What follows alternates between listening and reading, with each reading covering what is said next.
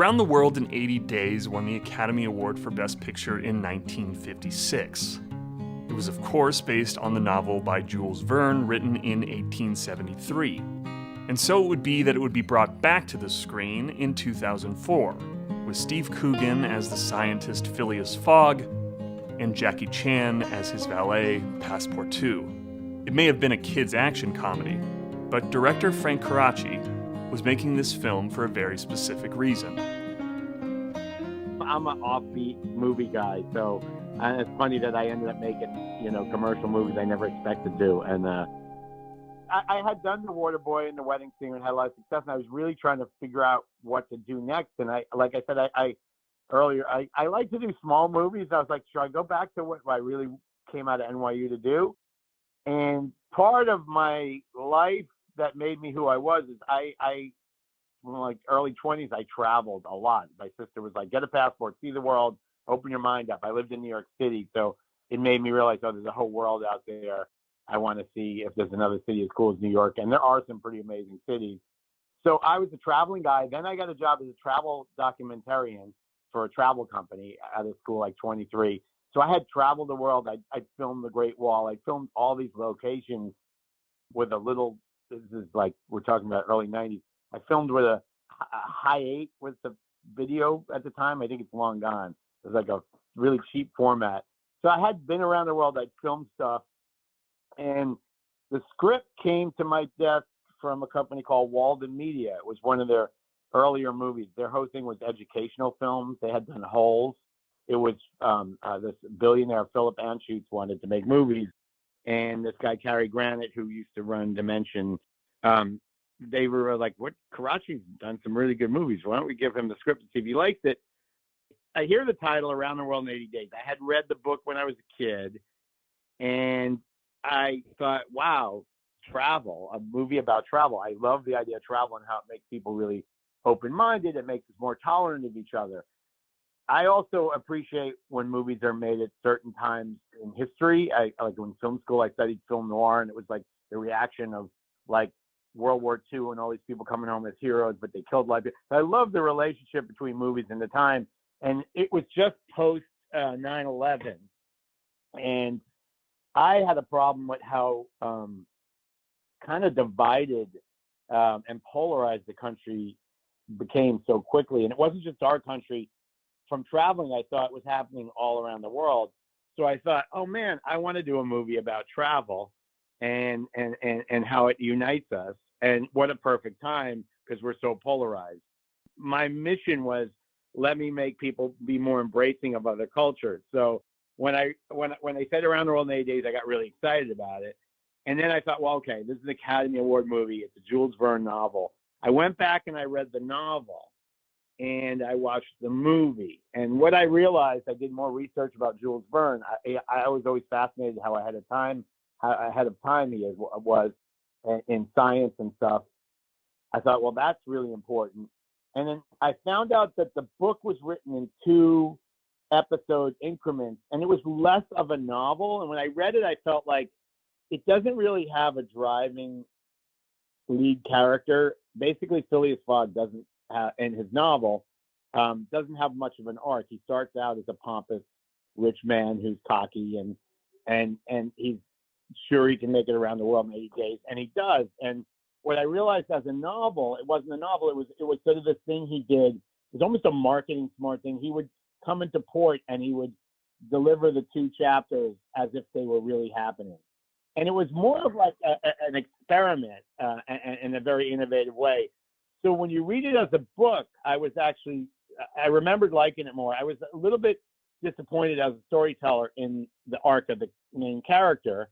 So then I watched the movie and I'm like, yeah, well, the movie, although it won an Academy Award, it's not this riveting story of the journey of this man who learned something. So I was like, I'm not a remake guy, but I got to say, I want to remake this in the spirit of Jules Verne, and which is an innovative thinker. And so I said to them, yeah, I'll do the movie if we can.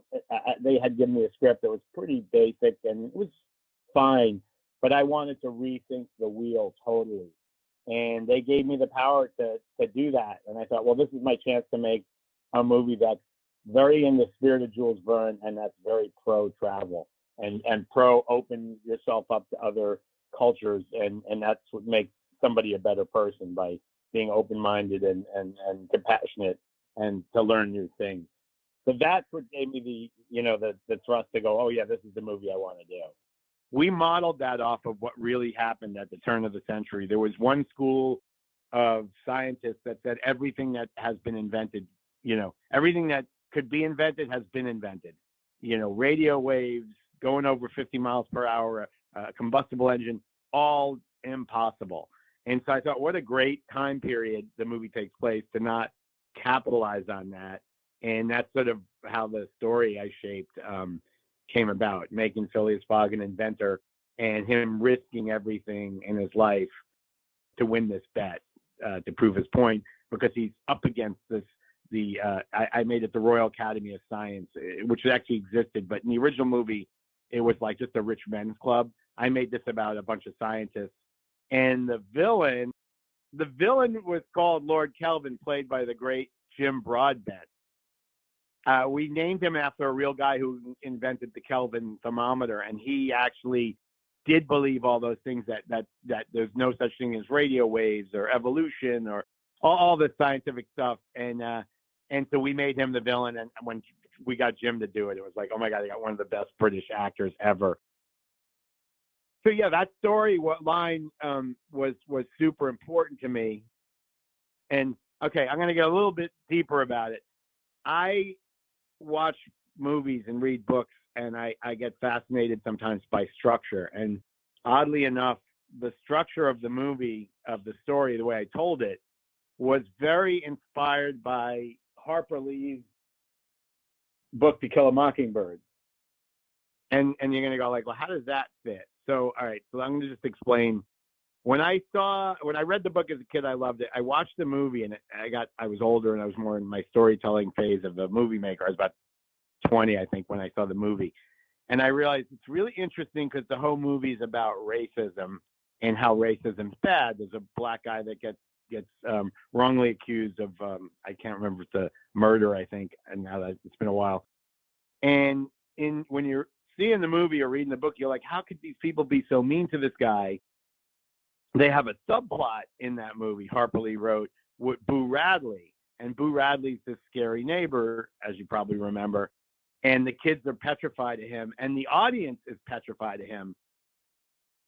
The reveal in the movie is Boo Radley ends up being this really sweet, kind of socially dysfunctional guy who actually leaves gifts for them. And I was like, that's fascinating, because the movie you're going, how can anyone be so judgmental of this black guy, but yet you were that judgmental of Boo Radley? So I thought, what a genius story structure. So when I was doing 80 Days, I thought, here's this scientist who knows that he has, the keys to the future. He knows that man can fly and man can go over 50. He has all this vision for this stuff, and he's in this very closed-minded world, and he takes this bet, but it takes a journey around the world with other cultures. The French girl, Cécile de France, played an amazing the female lead, and this Asian character. And he actually, when he hits the road, he's never left his house. He's never traveled. So it was like, can you see how the structure is the same in that the guy's saying, you guys are all closed-minded and I'm the open-minded one. But then when he goes on the road, he realizes, oh my God, I'm the closed-minded one, because I've shut myself out to all these other cultures, to art, to different ways of thinking.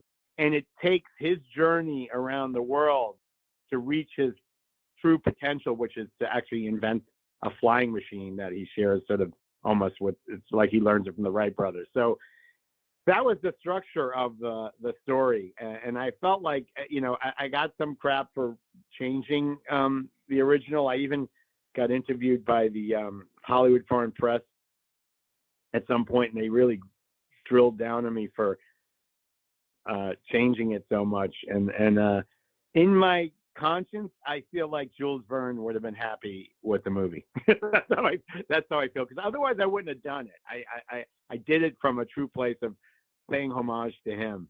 Phil Amschutz wanted to make the movie. I had developed the script, and we brought it to a bunch of studios, and everyone was like, well, the budget's going to be too much and this and that. And at some point, we started casting. My initial idea, I was thinking Phileas Fogg just because he was the lead, and the story arc is mainly his. So some of the first people I was trying to cast, at first I wanted Johnny Depp. And the funny thing was that all the powers that be that were going to write the checks in more of the studio, which would be Walden, they're like, Johnny Depp in a family movie? That's never going to work.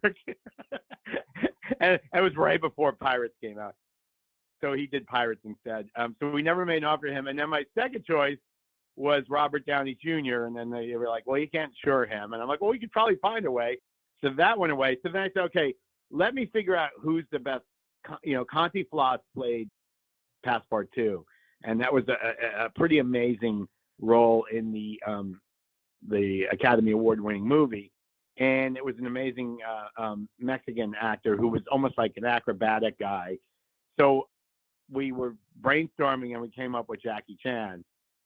And I thought, wow, he's perfect because he's got a really family-friendly side to him. And most of his movies go a little bit more edgier. And I thought, wow, he would be really great in a fun, family movie. Culturally, it's cool that he's Chinese, and it would just be a fun thing. And he is like a modern day Buster Keaton, which kind of was very much like Conti Floss was that in the time when they made the first movie. So we asked Jackie to do it. I pitched him all these like great ideas I was trying to think of stuff we could take that he had done and new stuff, and he just fell in love with the idea. He was on the set of a movie. I went to Prague, and I met him deep in Czechoslovakia. So I went on the set there, and I went to his hotel room, and I pitched him, and we hit it off right away. And I like to create even my action, and that's all he does. So we just started brainstorming, and when he heard the idea of the balloon, he's like, oh, my God. I'm like, yeah, I have this idea of you hanging on the rope. He's like, that's perfect, because then the rope pulls, and he thinks I'm visual too. And he's like, if the rope pulls me up a building, then I could jump in the window. It was just like, he just kept coming up with more and more stuff. So this was like the perfect playground for him to come up with stuff on a scale he hadn't done before. And I thought, oh man, I'm super excited to do it, because I also noticed in a lot of his American films, they sort of let him go and do his action, and then they shoot the movie with him.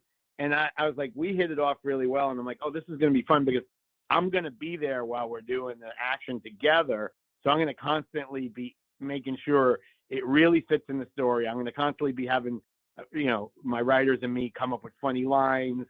And it's going to really be much more integrated than any of the other American films he did. They were great. Like Rush Hour is great and all those movies. But I'm going to really be hands-on in getting the most out of him and getting the most in my movie that meshes together. I live in Beverly Hills, and his house is down the block from me. So for months before, I wrote the script. While I was writing the script, I would go to his house for 3 hours, and we would sit after dinner, and we would kind of work through I would say, how about something with the balloon? And then he'd say, well, how about the rope? And I would just sort of feed him, this is what I need to happen. And he would just, and his comedy instinct, everything about him is great. He's like, you do what's not expected. You do the unexpected. I'm like, that's exactly what you do in comedy. And you obviously know. So we basically I'm a planner. And to do a movie like this, you have to plan everything. So it was probably 4 months of talking through every stunt. And then it was putting in the script. Then on the set, he is the stunt coordinator. It was great because it was me and him. He would do a take. He'd come sit next to me at the monitor, and I go, it looks good to me. And he's like, no, the kick is bad, or that's not. Or I go, hey, it'd be funny if actually Coogan falls in the middle of it. Yeah, and then we adjust, because when you're on the set, you make more magic. But he was the ultimate amazing person to collaborate with. He would take like the whole crew out to the fanciest French restaurant and treat everyone like once every 2 weeks. He'd take everyone out. It was like he was the most generous guy, gifts to everyone. The other thing that's really funny about Jackie Chan, he's sort of a little bit OCD. While he wasn't working, he would be sweeping up the set.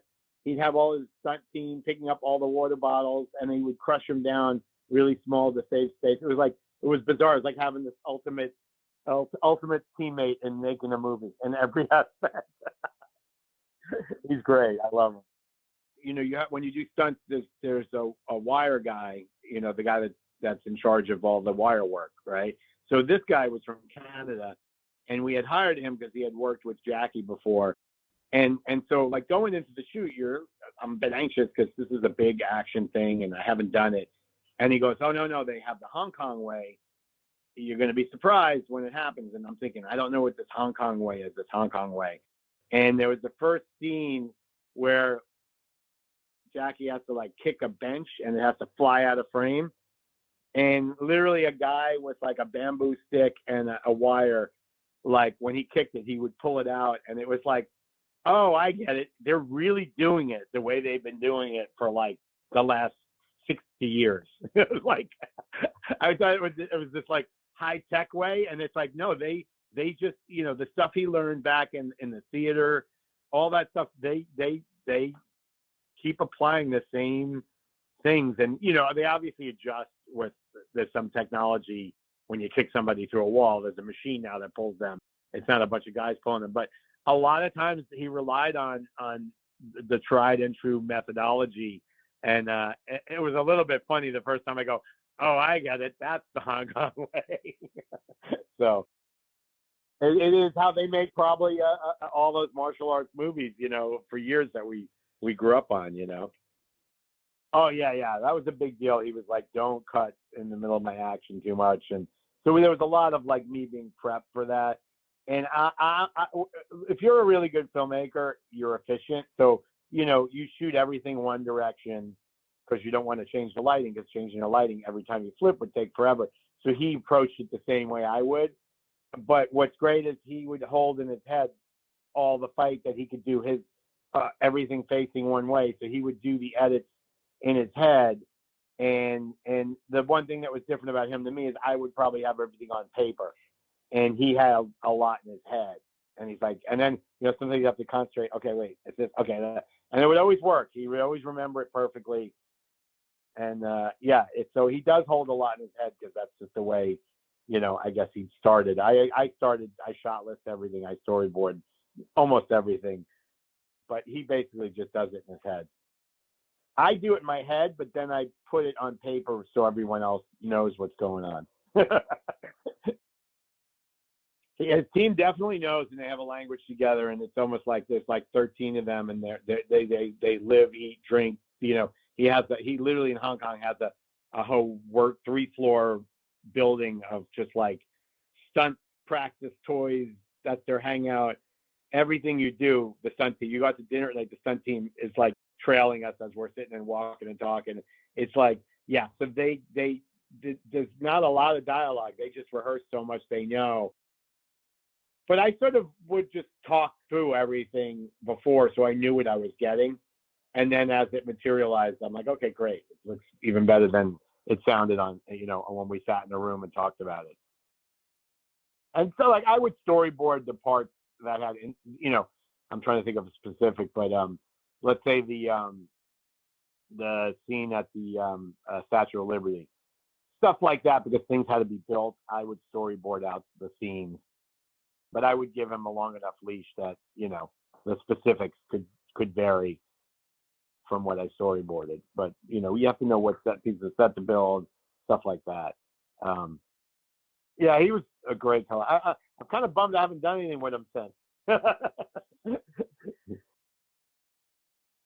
So I was like, this is great. So we had him, and salary-wise, he was a pretty big price tag. So they were saying, who do you want as Phileas Fogg? So I said, well, since we have like Jack, who's very commercial, I was like, I'm trying to think of the perfect Phileas Fogg. And I'm like, let's go a little bit, for a hip casting choice since we don't have the money. And I had seen 24-Hour Party People recently. And I just thought Coogan was a genius. I went back and watched his TV shows, and he had done stuff like Alan Partridge and I thought, here's a guy who knows how to play a pompous guy, but ultimately is really entertaining and likable. But even more importantly, I wanted Phileas Fogg to be an inventor genius. That was sort of my addition to the movie that changed it kind of drastically. And Coogan is one of these people that when you see him, he is a super intelligent guy. He is a very, analytical guy, and he loves to know how things work. But I could see the wheels turning in his head. And I'm like, that to me is a believable, inventor who can't stop inventing. And that was one of the things in the story that I wanted to happen, because I thought Jules Verne is all about the future and innovation. And so that was my big switch from making Phileas Fogg from just a pompous rich guy to a guy who had all these visions of the future and was being squashed by science at the time. But what was really important to me too, as much as it's a big silly comedy, I wanted the movie to be about like integrity and again, going back to like everyone getting polarized and everyone having their own agenda.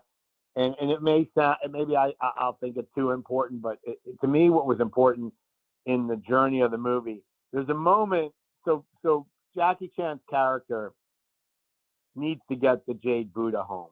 That's his thing. He's got to get back home, and he manipulates the bet, because if you remember, he whispers so he can get a ride back to China.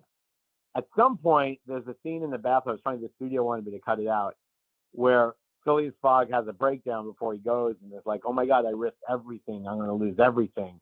And it's in that moment that Jackie Chan realizes, Jesus, for my own reasons that are altruistic, I've actually put this guy's life on the line, and he promises him, I'll do everything he can to make it around the world. And for me, that all led up to the scene. The whole comedy came out of them pretending he was, Jackie pretending he was French. They get to their home village, Jackie's home village, and he pretends that he doesn't know these people. So it's a big lie. And then there's a big reveal at the dinner when he sees, I don't remember, there's a telegraph, and he finds out, oh my God, this guy has been lying. He's not French, which is kind of a joke. And there's a real heartbreak moment where the girl he starts to like and this guy have been deceiving him. And I wanted to have a weighty moment, because I feel like that's why we go to movies. And as silly as the movie is, it's funny, and none of the reviews ever acknowledge stuff like that. And even the general gist is, oh, it's a silly movie. But it has a real emotional moment, and I was really happy Jackie got to act there, and Steve did a great job. He's a great dramatic actor, obviously. And it's silly, and it ends up silly with the scorpions have the knives around his throat. I don't remember that part, but it's all about deception and how even though you're doing the right thing, you should be. It's like the ends don't justify the means, and that's what Jackie's character learns. And they redeem themselves, because they come, and when they find them homeless in San Francisco, they make up for their mistake. But I do think I wanted people to take the message that, like, the ends don't justify the means. Like, that was what was also important as a lesson I wanted to put in there. And maybe you got it, and maybe you didn't even see it happen to you, or maybe it was obvious. I don't know. But that was fun for me to have Jackie actually have some emotion and acting, even though it was a silly film, and have that sort of a little bit of drama. And I hope that's why I feel like when movies last for a long time, you never know how they're going to do when they come out. But if they're good movies, they stand the test of time. And I'm always happy when I see 80 Days playing on TV. To encapsulate the theme, which I didn't use the word then, but it's about not being tribal, right? Like, we're in a very tribal time where people will just stick to their side even if they know they're wrong sometimes. And so that was sort of, I guess on some level, that was, Jackie thought he was doing what was right, but he realized, oh, you can't just disregard somebody else and lie to get what you want. You know what I mean? And it sounds like a bigger thing than it is, but that's actually in that movie. So hopefully that resonates. Every studio was lined up to watch it, and I promised everyone they could see it. And at the time, Walden really wanted it to be a Disney project, because they knew they had Lion, the Witch, and the Wardrobe in their back pocket, ready to go next. And we showed it to Disney, Michael Eisner, and he bought it in the room. And I remember thinking, that's cool, but I kind of want everyone to see it because, like, I promised everyone. and it was like, okay, well, at least Disney's releasing it. And then a really odd thing happened where it was right when Michael Eisner got fired. And so my movie got caught in like a weird political, he bought it without anyone approving it because he could. And I guess he was on his way out. So it got a bunch of executives who I don't think were that passionate about it. And they just didn't apply. I mean, they spent $50 million on marketing like they would on a big movie, but it was, and there was a debacle with, like, we couldn't use certain people. The whole idea of, part of me doing Coogan was like, we'll cast a bunch of great cameos and then you can market the movie, as an ensemble piece. And there was some, this is like a new studio with Walden, and all of a sudden we weren't allowed to market with all these people we paid. And it was like, there was a big debacle of how this movie came out. And it was a combination of a comedy of errors, from Eisner leaving to, I remember being totally distraught because it was like not even playing anywhere but in LA, but the Disney Theater. And I was like freaking out, like, oh my God, I worked on this for 3 years. And it was, by the way, one of the most fun movies to shoot, the most international crew, international cast. Like, I mean, I bump into people on the street and they go, that movie was the greatest movie ever worked. And I'm not just saying that. It was like the most amazing experience. So we lived in Berlin and Thailand. It was like the whole thing was a celebration of what the movie was about.